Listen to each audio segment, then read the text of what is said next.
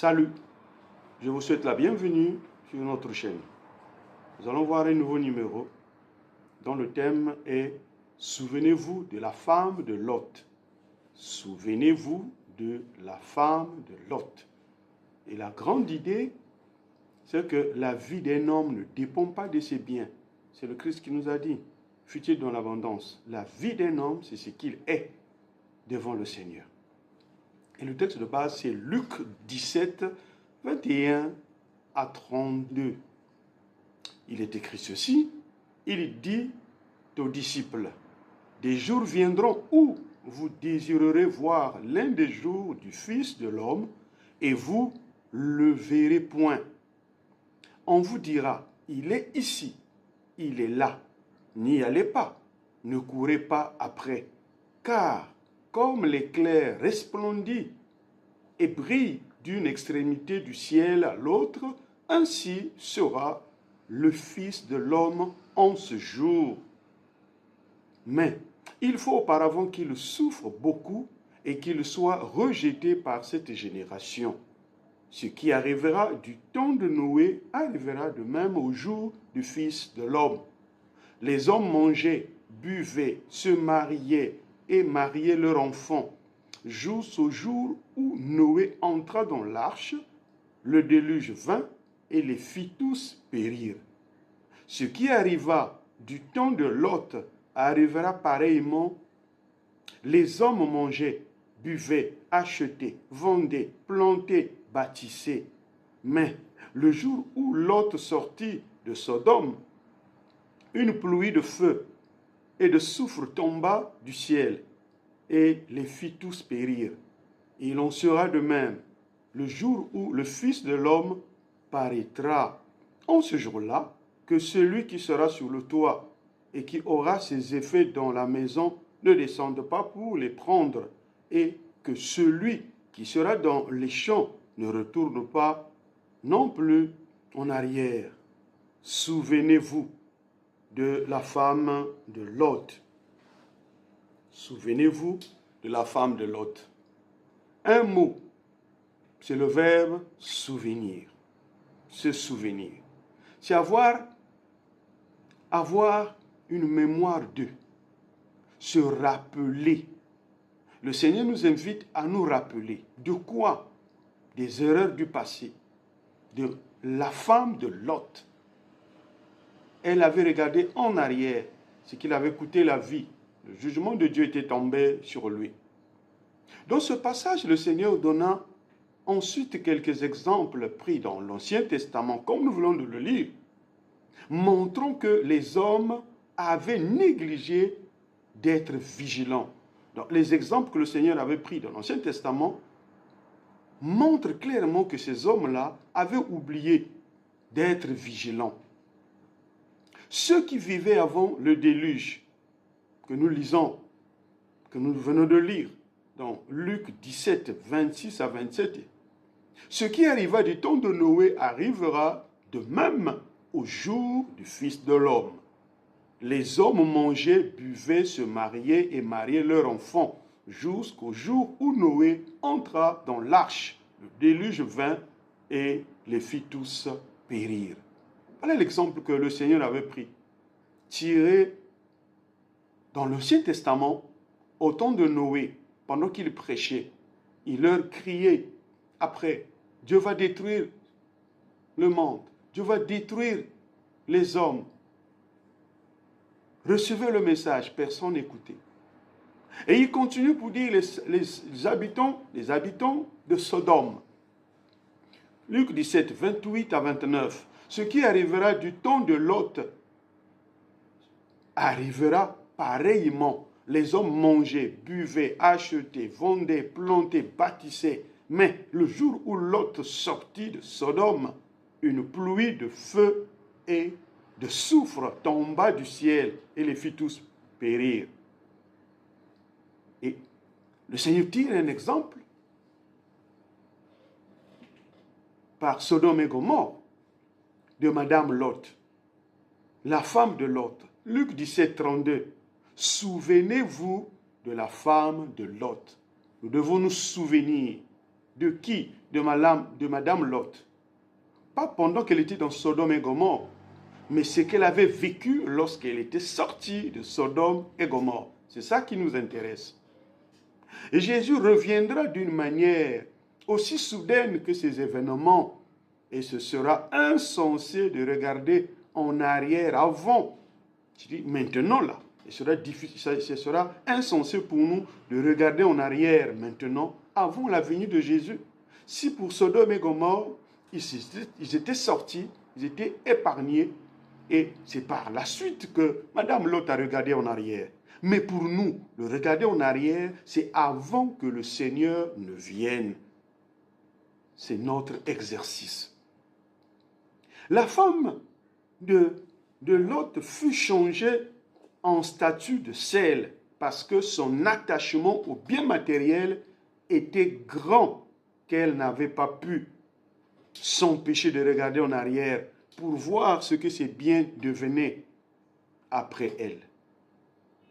Et Luc décrit le retour de Christ comme survenant la nuit pour ceux qui dormiront et d'autres le pour ceux qui travailleront. Dieu connaît mieux le fuseau horaire. Un même jour, mais à des heures différentes. Souvenez-vous de Madame Lot. C'est une histoire triste, mais qui nous enseigne beaucoup de choses. Comme on le dit quelque part, un homme averti en vaut deux. C'est pourquoi le Seigneur nous avertit. Il prend tout ce temps pour nous avertir, pour que nous soyons aguerris, informés, mais aussi faire attention. Voyons ensemble 5 points qui souvent nous empêchent de nous souvenir de Madame Lot. Et le premier point, ne pas apprendre des erreurs des autres. Lorsque les anciens, les doyens, les grands ou nos amis tombent dans les erreurs et nous assistons à la catastrophe, nous assistons aux conséquences dont ils sont victimes, est-ce que ça nous enseigne? Alors que nous sommes appelés à apprendre des erreurs des autres. Mais nous, on n'apprend pas. Cela lui regarde, c'est arrivé à lui, mais à moi, ça n'arrivera pas. Mais curieusement, chemin faisant, les mêmes choses, et voire pire, nous arrivent. C'est le cas de Jéroboam. Jéroboam, dans 1 Roi 14, c'est à 9, il est dit ceci. Va, dis à Jéroboam, ainsi parle l'Éternel, le Dieu d'Israël. Je t'ai élevé du milieu du peuple. Je t'ai établi chef de mon peuple d'Israël. J'ai arraché le royaume de la maison de David et je te l'ai donné. Et tu n'as pas été comme mon serviteur David, qui a observé mes commandements et qui a marché après moi de tout son cœur, ne faisant que ce qui est droit à mes yeux. Tu as agi plus mal que tous ceux qui ont été avant toi. Tu es allé te faire d'autres dieux et des images de fonte pour m'irriter, et tu m'as rejeté derrière ton dos. Jéroboam n'avait pas appris une leçon. Et parce qu'il avait eu le royaume à cause de la désobéissance de Salomon. Salomon est mort dans l'idolâtrie. Et Dieu était clair, il a dit, je veux retirer le royaume de Salomon et je veux te le donner. Mais à cause de David, je veux lui laisser 2 tribus. Donc Jéroboam savait que si l'Éternel avait élevé au rang de roi, c'est parce que Salomon, lui, il avait échoué. Il était tombé dans l'idolâtrie. Hélas, Jéroboam a fait le pire. Il a fait le pire. Et la sanction divine était si sévère que Dieu avait promis balayer la maison de Jéroboam comme une femme balaye les immondices dans une maison. C'était le jugement de Dieu. Il n'avait pas tiré une leçon. Oui, on peut blâmer Jéroboam, mais nous faisons plus que Jéroboam. Nous sommes loin d'apprendre des erreurs des autres. Et quand ça nous arrive, c'est souvent trop tard. C'est vraiment que Dieu nous aide. Le deuxième point, obéir sans la soumission à la volonté de Dieu. Nous obéissons. L'apparence montre que nous obéissons, mais le cœur n'est pas soumis à la volonté de Dieu. Nous avons l'exemple de la parabole de deux fils. Matthieu 21, 28 à 31. Il est dit ceci. Que vous ensemble, un homme avait deux fils, et s'adressant au premier, il dit, mon enfant, va travailler aujourd'hui dans ma vigne. Il répondit, je ne veux pas. Ensuite, il se répandit et il alla. S'adressant à l'autre, il dit la même chose. Et ce fils répondit, je veux bien, Seigneur. Et il n'alla pas. Lequel des deux a fait la volonté du Père? Il répondait, le premier. Et Jésus leur dit, je vous le dis en vérité, les publicains et les prostituées vont vous dévancer dans le royaume de Dieu. La parabole de deux fils. Le premier, il a refusé. Mais certainement, il était rentré en lui-même, s'examinant pour dire, mais c'est mon père. Le travail, c'est pour le bien de la famille. Il s'était repenti, après il avait obéi, il était parti. Mais le deuxième avait dit oui, publiquement, donnant la certitude à son père qu'il ferait la tâche. Mais il n'était pas parti. Mais lesquels des deux fils étaient soumis? C'était le premier. Il était soumis à la volonté de son père. Et il alla. Il avait mis de côté sa volonté, ses préoccupations, ses courses, pour mettre a priori la demande de son père.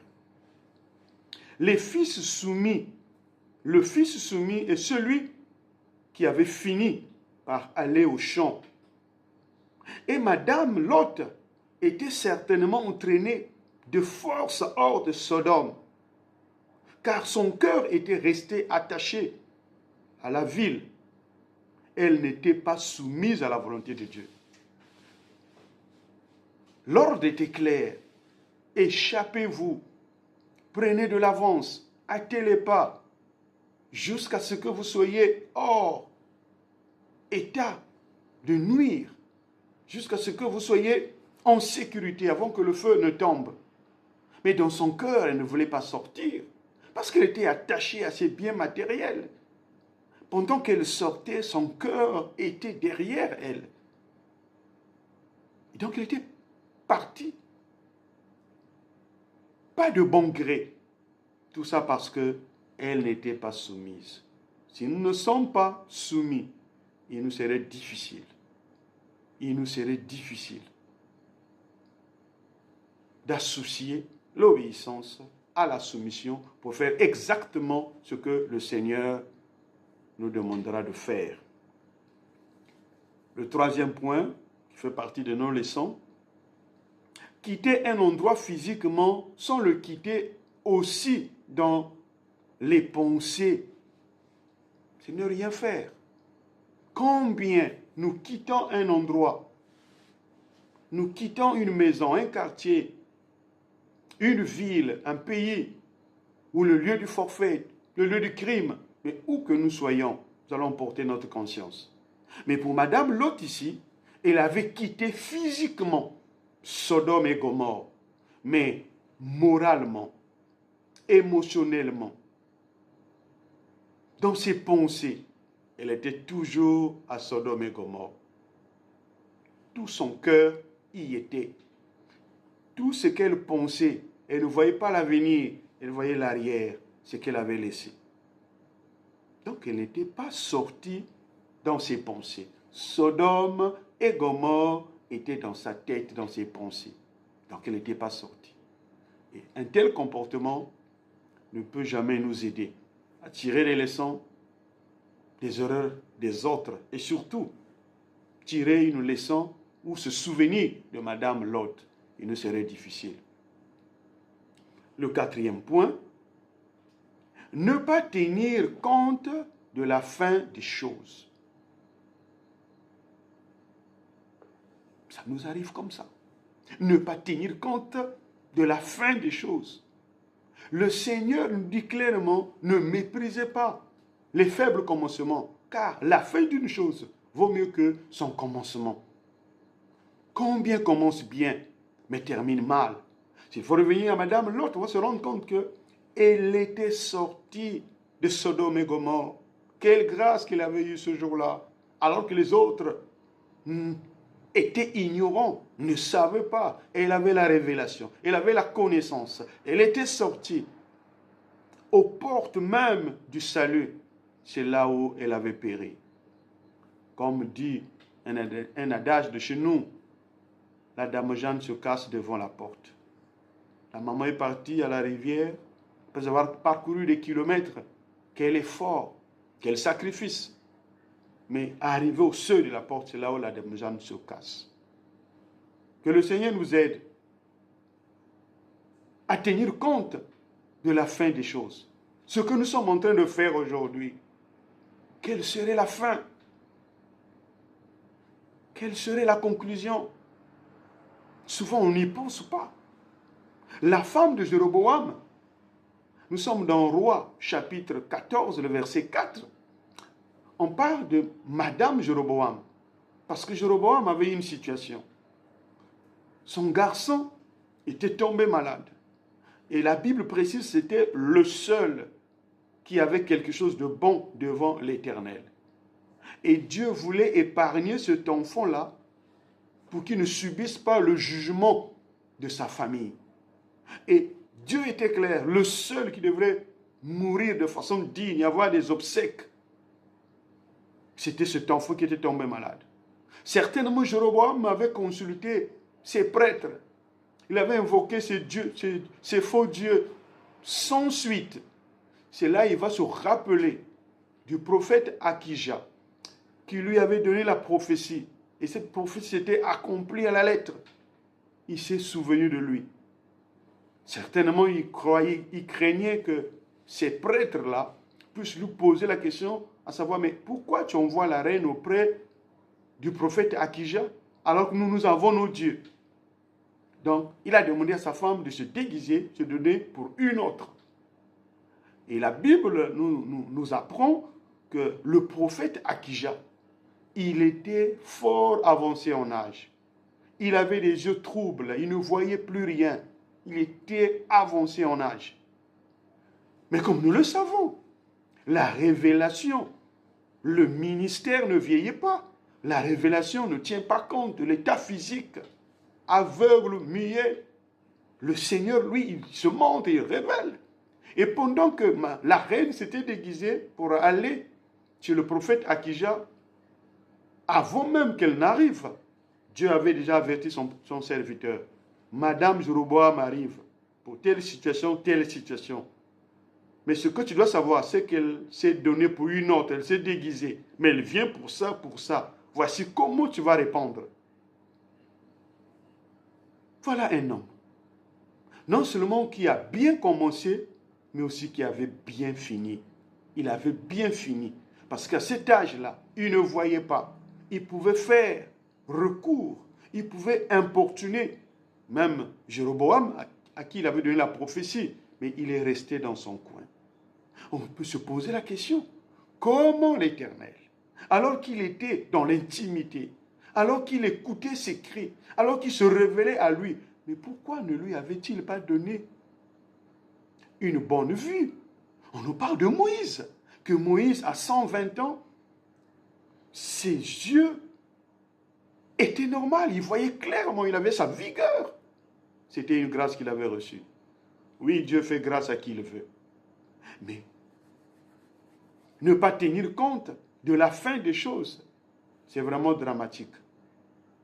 Et Jéroboam n'avait pas tenu compte de cela. Il croyait, en tournant le dos à l'Éternel et allait servir les faux dieux, qu'il finirait bien. Mais il est mal fini parce que le jugement de Dieu était tombé.